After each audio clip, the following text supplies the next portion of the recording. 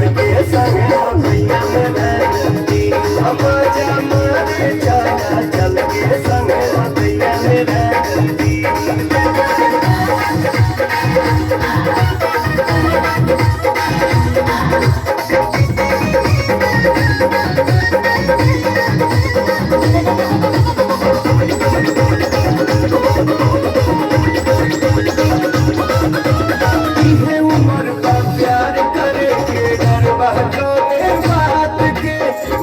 भैया में चला चल हर मुलाकात के उम्र बा प्यार करे के डर बाटोले बात के मिलल बा मौका भैया में चला चल हर मुलाकात के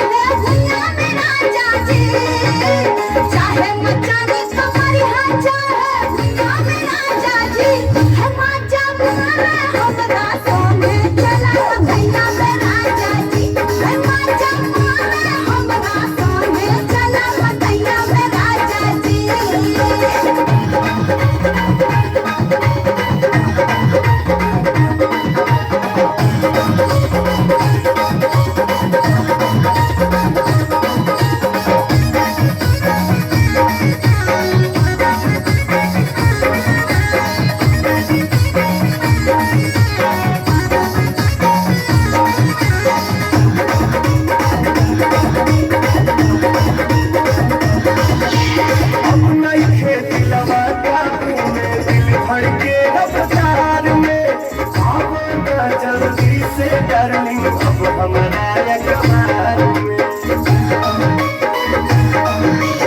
अपने खेती लवा काबू में दिल भर के रफ्तार में आवा ना जल्दी से